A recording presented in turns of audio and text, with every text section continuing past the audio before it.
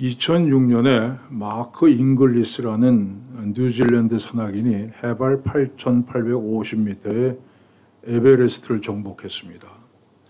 그런데 그는 두 다리가 모두 없는 장애인입니다.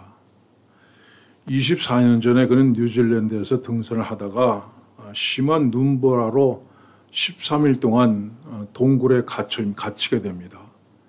이때 발이 동생에 걸려서 이 무릎 이하의 다리를 절단을 했습니다. 그러나 그는 다시 산악인의 꿈을 가지고 의족을 하고 열심히 훈련한 결과 에베레스트를 정복하는 데 성공했습니다. 정말 온 세계가 그의 성공을 축하해 주었습니다. 그런데 얼마 후에 그의 성공 뒤에 감춰진 한 가지 사실이 밝혀집니다. 이 마크가 하산을 할 때 해발 8,500m 지점에서 산소 부족으로 숨져가는 영국인 데이비드 샤프를 발견했습니다. 그러나 그는 숨져가는 사람을 외면하고 계속해서 하산을 합니다. 결국에 데이비드는 산소 부족으로 숨을 거두고 말았습니다. 나중에 마크는 이렇게 얘기합니다. 그 정도 높은 산악 지형에서는 남의 목숨은 고사하고 내 목숨조차 부지하는 것이 어렵습니다. 그런데 이 사건이 일어난 후 열흘 뒤에 똑같은 장소에서 전혀 다른 사건이 일어납니다. 호주의 산악인 링컨 홀이라는 사람은 동료들과 함께 에베레스트를 정복하고 하산을 하고 있었습니다. 근데 해발 8,700m까지 내려왔을 때 갑자기 숨이 가빠지고 정신이 혼미해지더니 그만 쓰러지고 말았습니다. 동료들은 그를 흔들어 깨웠지만 그가 죽은 줄로 알고 구조를 포기하고 하산을 했습니다. 그런데 그 다음 날에 다니엘 마지르라고 하는 미국 산악인이 정상을 향해서 올라가다가 그를 발견합니다. 그에게 가까이 다가갔을 때 그는 가느다랗게 숨을 쉬고 있었습니다. 그래서 다니엘은 150m 남겨놓고 있는 이 정상 공격을 과감하게 포기합니다. 그리고 링컨을 부축해서 베이스 캠프로 내려왔습니다. 링컨은 하루 만에 몸을 회복해서 스스로 걸어서 산을 내려갔습니다. 해발 8,000m가 넘는 에베레스트 등산길에서 거의 동시에 일어났던 이 두 가지 사건을 보면서 과연 무엇이 정말 성공인가 하는 생각을 해봅니다. 에베레스트를 정복하는 게 성공이라면 두 다리가 없는 장애인으로서 에베레스트를 정복한 마크 잉글리스는 분명히 성공한 사람입니다. 그리고 정상을 눈앞에 두고 그만 포기하고 내려와야 했던 다니엘 마지르는 분명히 실패한 사람입니다. 그러나 과연 마크 잉글리스가 성공한 사람입니까? 과연 다니엘 마지르는 정말 실패한 사람입니까? 만약에 우리 인생에 무엇을 이루었느냐, 무엇을 얻었느냐, 무엇을 남겼느냐 한 것으로 성공과 실패를 구분한다면 오늘 본문에 나오는 모세라는 사람은 분명히 실패한 사람입니다. 자, 모세 인생 처음 40년 애국 공주에서 아들로 사는 화려한 삶이었습니다. 이 모세를 강에서 건져낸 사람은 하트셉스트라는 애굽의 공주입니다. 그런데 애굽이 최고로 번성하던 신왕조 시대의 세 번째 왕 투트모스 1세의 딸입니다. 근데 이 투트모스에게는 아들이 없었고 오직 딸만 하나 있었습니다. 그 모세가 그 양자니까 가만히 있으면 왕위 계승 서열 1위입니다. 실제로 하트셉스는요, 모세가 떠나가니까 다음 의붓 아들을 또 들여가지고 그를 결국 왕위에 앉히게 됩니다. 자, 모세는 가만히 있었으면 분명히 애굽의 왕이 되었을 겁니다. 뿐만 아니라 모세는 애굽을 위기에서 구원한 사람입니다. 역사가 요세푸스가 쓴 유대 고대사에 나오는 얘기입니다. 한 번은 에디오피아가 애굽을 침략해서 애굽이 위기에 몰리게 됐습니다. 그래서 모세의 어머니는 모세에게 군대 장관직을 맡겨서 전쟁터에 내보냅니다.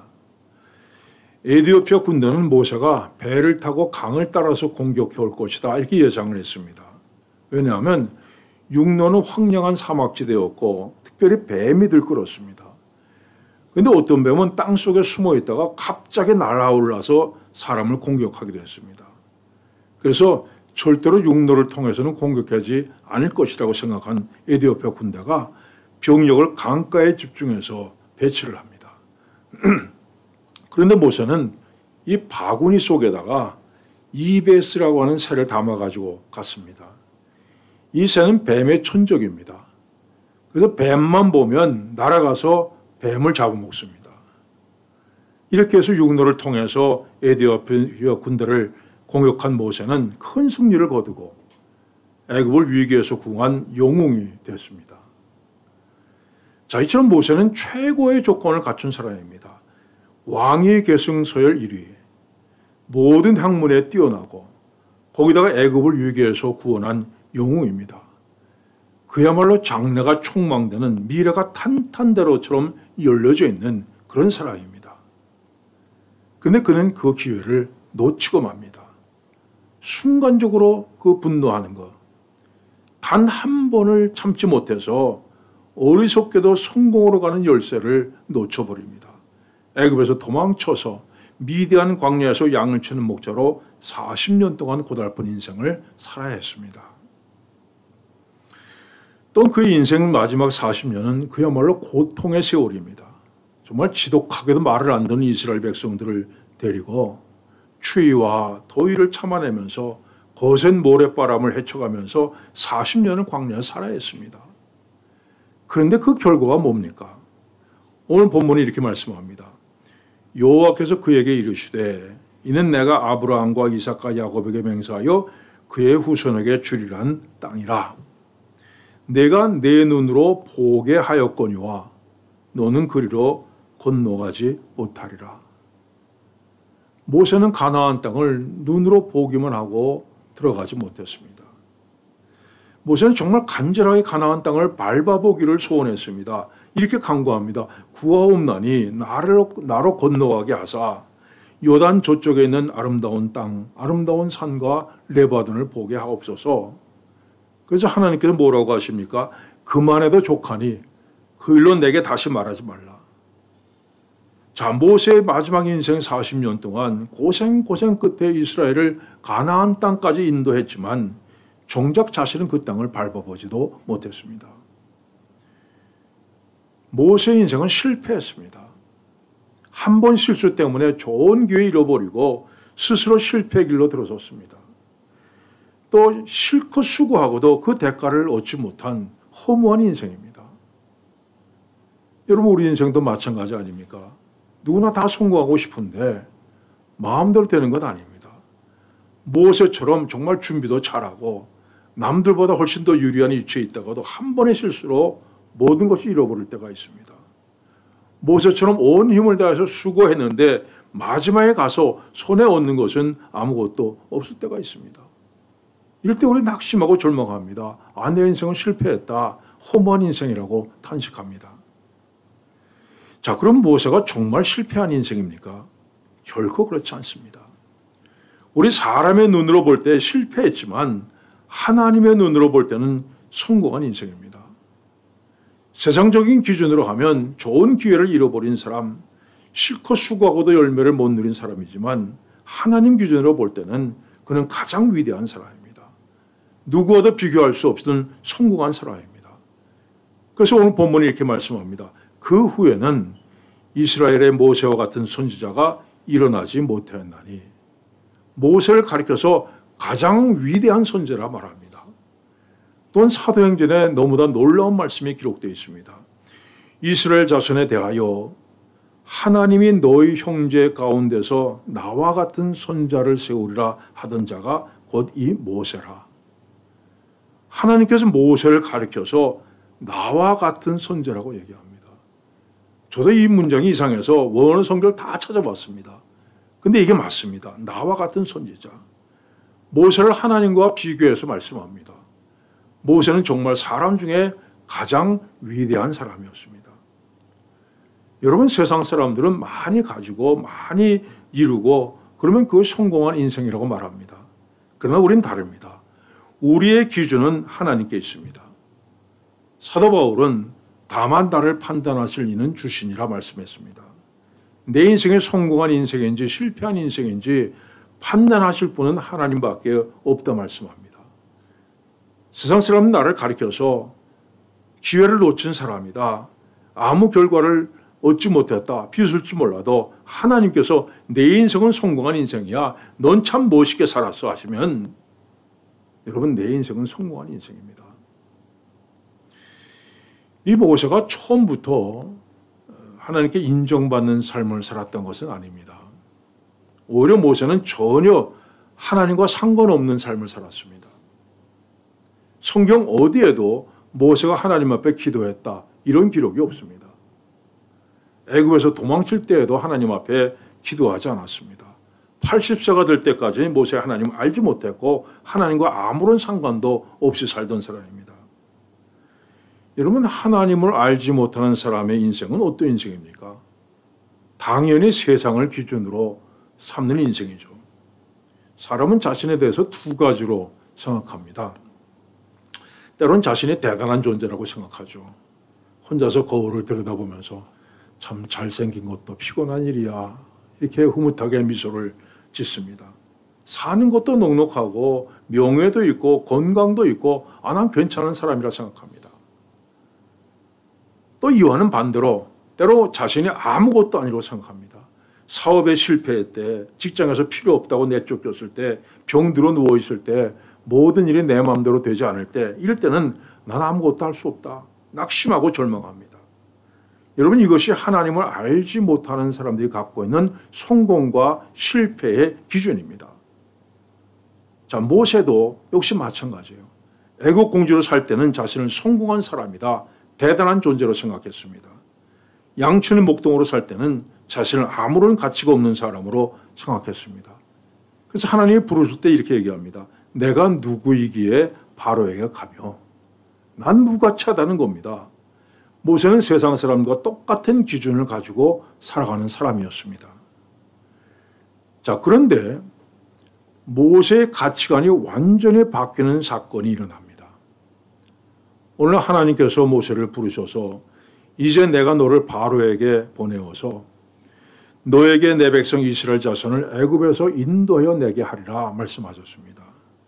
그래서 모세가 할 수 없다 얘기하니까 하나님께서 내 손에 있는 것이 무엇이냐 물으십니다. 모세는 자기 손에 있는 지팡이를 내려다봅니다. 지팡이, 이것이 그의 인생의 전부입니다. 저는 80년 인생 돌아보면 참 열심히 살았습니다. 그런데 하나님께서 내 손에 있는 것이 무엇이냐 물으실 때 그의 손에 들려있는 것은 지팡이 하나밖에 없었습니다. 여러분, 하나님 없이 사는 사람의 결과입니다. 어떤 사람은 왕국에 사는 것처럼 화려한 삶을 사는 사람도 있고 광야에서 양을 치는 목동처럼 정말 험난한 삶을 사는 사람도 있습니다. 그러나 어떤 모습으로 살아가든 하나님 없이 사는 인생은 지팡이 하나밖에 남는 것 없습니다. 이 시간 하나님께서 여러분에게 물으십니다. 내 손에 있는 것이 무엇이냐? 지금 여러분 손에 있는 것이 무엇입니까? 사람들이 물어볼 땐 대답할 수가 있습니다. 나에게 이런 지위가 있습니다. 이런 지금 중요한 일을 하고 있습니다. 이만큼 재산 갖고 있습니다. 나는 이만큼 이루었습니다. 그러나 여러분, 하나님이 물으신다면, 하나님께서 여러분에게 지금 내 손에 있는 것이 무엇이냐 물으신다면 자신 있게 대답할 수 있습니까? 과연 하나님 앞에 자신 있게 내어놓을 수 있는 것이 무엇이 있는가를 생각해 보십시오. 하나님께서 여러분의 인생을 깊이 돌아보기를 원하십니다. 자, 내 손에 있는 것이 무엇이냐 물으신 하나님께서 다시 모세에게 말씀하십니다. 그것을 땅에 던지라. 땅에 던졌더니 지팡이는 뱀으로 변합니다. 모세가 흠칫 놀라면서 뒤로 물러섭니다. 왜냐하면 그 뱀은 바로의 왕관에 새겨진 것과 똑같은 모습이었기 때문입니다. 당시 애굽에서는 뱀이 무서운 독을 갖고 있는 것처럼 왕의 권력이 그만큼 무섭다는 것을 상징하기 위해서 왕관에 뱀의 모양을 새겨 넣었습니다. 그래서 뱀을 보는 순간 모세는 40년 전의 일이 기억납니다. 옛날 애굽의 바로를 피해서 도망가던 자신의 모습, 그 쓰라린 실패의 기억, 그때 느꼈던 절망과 공포가 다시 다가왔습니다. 40년 세월이 흘러 이제는 잊어버렸구나 생각했는데 뱀을 보는 순간에 여전히 자기 마음을 사로잡고 있는 아픔과 두려움을 보았습니다. 근데 그 다음 순간 하나님께서 내 손을 내밀어 그 꼬리를 잡으라 말씀하십니다. 이건 자살행위입니다. 뱀을 잡으려면 머리를 잡아야지 이 꼬리를 잡으면 뱀이 몸을 틀어서 공격을 해옵니다. 근데 하나님께서 꼬리를 잡으라 하십니다. 광야에서 뱀을 많이 보아온 모세가 이 사실을 모를 리 없습니다. 그러나 순종해서 뱀의 꼬리를 잡았습니다. 그랬더니 뱀이 다시 지팡이로 변했습니다. 이 순간부터 이 지팡이는 하나님의 지팡이로 이름이 바뀝니다. 이때부터 모세는 두 가지를 꼭 붙들고 살아갑니다. 내가 반드시 너와 함께 있으리라는 약속의 말씀, 그리고 그 약속의 상징인 하나님의 지팡이입니다. 자, 애굽을 떠난 이스라엘 백성들에게 다가온 첫 번째 시험이 있었습니다. 마실 물이 떨어진 사건입니다. 모세가 하나님 앞에 부르짖자 하나님께서 나일 강을 치던 내 지팡이를 손에 잡고 가라. 내가 호렙산에 있는 바위, 반석, 그 앞에서 네 앞에 서리니 너는 그 반석을 치라. 그러면 그것은 물이 나오니 백성들이 마시리라. 하나님께서 모세가 지팡이를 들어서 반석을 내리칠 때에 하나님께서 바로 그 앞에 마주 서서 모세의 손을 붙들어 주셨습니다. 이 사건 이후로 모세는 하나님께서 내 손을 붙들고 계심을 분명히 믿었습니다. 내가 반드시 너와 함께 있으리라 하신 약속의 말씀대로 하나님께 동행해 주심을 믿었습니다. 이렇게 하나님과 동행한 모세는 그 다음에 하나님과 정말 가깝게 살았습니다. 이스라엘 백성들이 금송아지 우상을 만들어서 하나님 앞에 범죄했습니다. 그래서 하나님께서 진노하셔서 이스라엘 백성들을 진멸하고 내가 모세 너로부터 새로운 그 민족을 만들겠다, 새로운 나라를 세우겠다 말씀하셨습니다. 그래서 모세가 이렇게 기도합니다. 그들의 죄를 사하시옵소서. 그렇지 아니하시면 원하건대 주께서 기록하신 책에서 내 이름을 지워버려 주옵소서. 마치 어린아이가 아빠에게 떼를 쓰듯이 모세가 하나님께 떼를 씁니다. 주께서 기록하신 책에서 내 이름을 지워버려 주옵소서. 이거 뭡니까? 나 지옥 가겠습니다 하는 겁니다.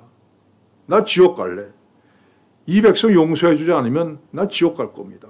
그래서 하나님께서 어떻게 하세요? 노를 거두시고 모세에게 다시 이스라엘 백성들을 가나안으로 인도하라고 말씀하십니다. 자, 한 번은 하나님께서 진노하셔서 이스라엘 백성들이 가나안 땅에 들어갈 때 같이 가지 않겠다 말씀하셨어요. 그래서 모세가 또 기도합니다. 주께서 친히 가지 아니하시려거든 우리를 이곳에서 올려보내지 마옵소서. 하나님 같이 않으면 우리도 안 가겠다는 겁니다. 마치 아이들이 아빠가 같이 않으면 같이 안 가면 우리도 안 갈 거야 하는 것과 똑같습니다. 그래서 하나님께서 마음을 돌리십니다. 내가 친히 가리라 말씀하셨습니다. 한 번 이스라엘 백성들이 고기가 먹고 싶다고 울면서 불평하자 이렇게 기도합니다. 이 모든 백성을 내가 배웠나이까? 내가 어찌 내가 그들을 낳았나이까? 책임이 심히 중하여 나 혼자서 이 모든 백성을 감당할 수 없나이다. 내게 은혜를 베푸사 즉시 나를 죽여서 내가 고난당함을 보지 않게 하옵소서. 이게 아이들이 아빠 나 힘들어 도저히 더 이상 못하겠어. 차라리 날 죽여줘 하는 것과 똑같습니다. 그래서 하나님께서 메추라기 떼를 보내십니다. 고기를 실컷 먹게 만들어십니다. 모세는 마치 어린아이들이 아빠한테 떼를 쓰듯이 하나님께 떼습니다. 여러분 부모들이 나 밥 안 먹어. 나 집 나갈 거야. 하는 아이가 제일 무섭잖아요. 하나님께서 모세가 때를 쓸 때마다 그의 부탁을 들어주십니다. 정말 하나님과 정말 친구처럼 가깝게 지내는 사람이 아니고는 절대로 할 수 없는 일입니다. 그래서 본문이 이렇게 말씀합니다. 모세는 여호와께서 대면하여 하시던 자요. 또한 출애굽기는 이렇게 말씀합니다. 사람이 자기의 친구와 이야기한 같이 여호와께서는 모세와 대면하여 말씀하시며, 모세는 하나님과 친구처럼 얼굴과 얼굴을 마주 대하며 살던 사람이었습니다. 세상적인 기준으로 보면 모세는 분명히 실패했습니다. 단 한 번의 실수 때문에 정말 크게 성공할 수 있는 기회를 놓쳐버린 사람입니다. 그렇게 수고하고 애쓰고도 그 열매를 누리지 못한 허무한 인생입니다. 그러나 하나님 기준으로 볼 때 그는 이 세상에 누구보다도 성공한 사람이었습니다. 하나님과 동행하면서 하나님과 친구처럼 얼굴과 얼굴을 마주 보면서 하나님과 대화를 나누며 살았던 사람이기 때문입니다. 사랑하는 여러분, 무엇이 성공이고 무엇이 실패입니까? 여러분 인생에 찾아온 기회들, 좋은 기회들을 놓칠 수 있습니다. 괜찮습니다. 애써 수고하고 평생 고생했는데 그 대가를 얻지 못했다? 문제 없습니다. 우리의 성공은 그런 것이 아닙니다. 우리의 성공은 하나님과 동행하면서 하나님과 대화를 나누면서 항상 하나님 곁에만 살 수 있다면 그게 정말 성공한 인생입니다. 사람의 눈이 아니라 하나님의 눈으로 볼 때 성공적인 인생을 사는 여러분들 되시기를 간절히 축원합니다. 기도하겠습니다. 하나님 아버지, 우리들이 세상을 따라서 살았습니다. 세상에서 성공이라고 하는 것을 이루기 위해서 밤낮 가리지 않고 그렇게 살아왔습니다. 그러나 하나님 아버지, 우리의 삶을 다시 한번 돌아보길 원합니다. 내 손에 있는 것이 무엇이냐? 이 질문에 정말 저희들 하나님 앞에 내놓을 것이 없음을 깨닫습니다.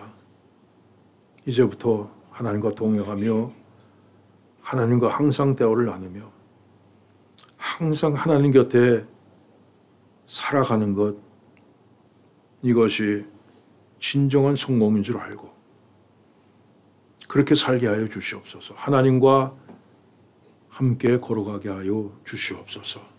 은혜를 베풀어 주시옵소서. 예수님의 이름으로 기도하옵나이다. 아멘.